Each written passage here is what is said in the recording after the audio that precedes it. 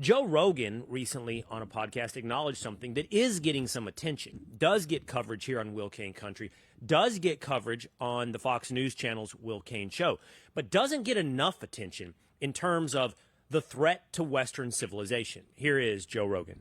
Particularly when you think about the UK, which has had more than 12,000 arrests for very mild social media posts. Isn't that crazy? I mean, I can't believe that. I've been watching this stuff play out. Fascinating, and the fact that our mainstream media is relatively silent on.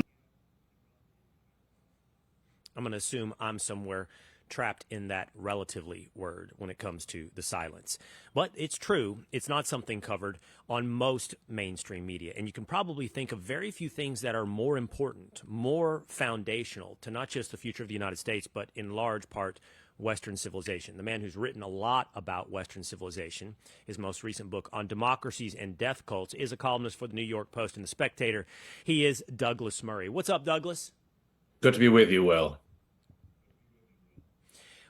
Well, I don't know if it's algorithm based. I'm becoming incredibly skeptical of the content that I am fed and that I consume, because it's really noticeable that it's personalized and tailored and therefore siloed. And it feeds me things it thinks that I'm interested in based upon how long I've consumed something. And I got to tell you, Douglas, for example, my Instagram feed is full of people being arrested in the UK, the streets of Paris that look unrecognizable, Birmingham, I believe, where a man is taken into custody because he's holding an English flag, and people confronted somewhere, I think, in the Midlands of England by people in hijabs saying, you're not allowed to film me, you're not allowed to video me, you're not allowed to, document the streets of the UK. And it makes me wonder, Douglas, as somebody who was born and raised there and you know that culture and society very well, am I being fed a bad algorithm? Am I being given a pinhole prick of what it looks like in the UK, or is this actually representative of England? No, that is actually representative of a very significant set of things that are going on in the country of my birth. The extraordinary way in which, for instance, as you mentioned, the British police have decided or have been ordered to become a kind of speech police, so that, as you've covered on your show before, an Irish comedian landing back into Heathrow Airport from the US would be arrested by 5 armed police officers for something that he had posted on X, formerly Twitter. The case of Graham Linehan is a relatively high-profile case. I mean, because he's a relatively high-profile person, wrote shows like Father Ted and so on. But the daily detention, arrest, and more of people who are not at all famous, don't have any particular profile, but have the right to be on a platform and find themselves opening their front door one day to the police outside, often arresting them, sometimes handcuffing them and taking them to the station for something they've said. That gets far less attention than it should. I think it's enormously to America's credit that some prominent voices have been raising this, including up to and including the Vice President J.D. Vance. But whenever the Prime Minister, Keir Starmer, has this stuff put to him, he always says the same banal and untrue phrase. He says, we have a long history of free speech in the UK and we've still got that. That's absolute rubbish. We do have a long history of free speech in the UK, but we don't really have it anymore. And why? To your point, as Rogan cited there's been something like 12,000 arrests for something that someone has said on social media. I also have a video, and I think that we may have this man on the Fox News channel today on the Will Cain Show, of a street preacher, a man preaching the gospel and the Bible on the streets of some city in the UK, confronted by police who say he has to stop. He'll be issued a warning. If he continues, he'll be given a notice. And if that notice is given to him, he's then subject to potential arrest. And he says, what have I done? And the answer, in short, Douglas, is you've offended people on these streets. There are people who do not feel safe, who do not like what you're having to say. He says, I'm preaching from the Bible.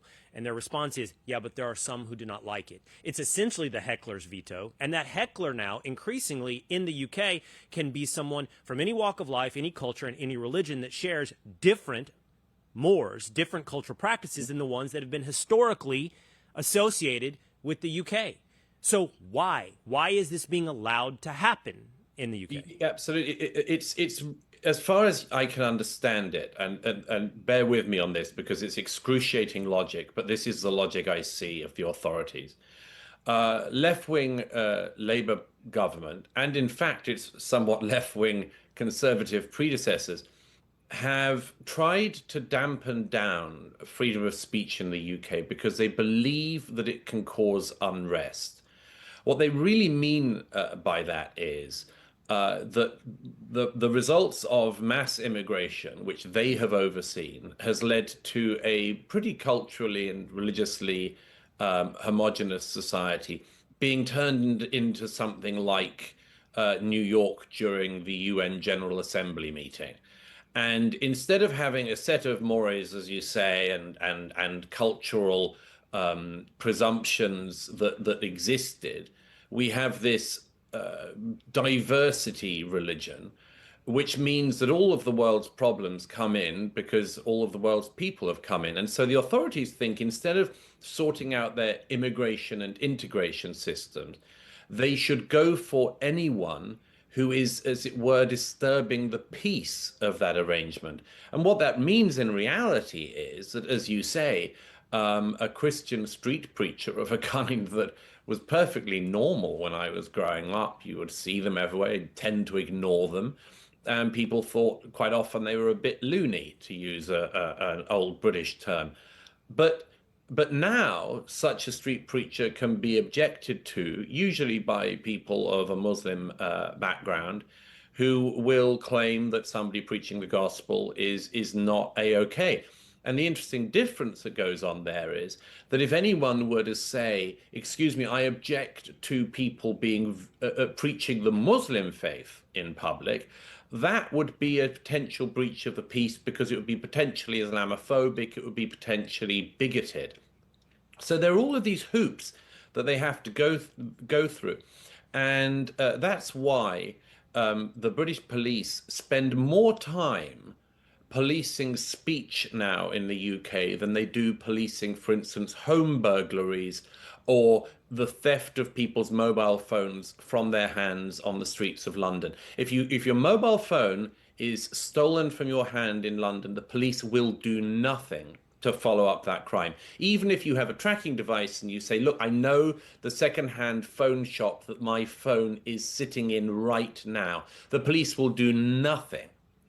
But if you would post something gender critical or critical of mass immigration, specifically of Muslim mass immigration into the UK, then the police would take an interest in that. And as far as I can see, as I say, that is the result of governments deciding to tell the police, and the police commissioners then telling their forces to keep the peace by stopping any criticism of the status quo that they have brought to the nation.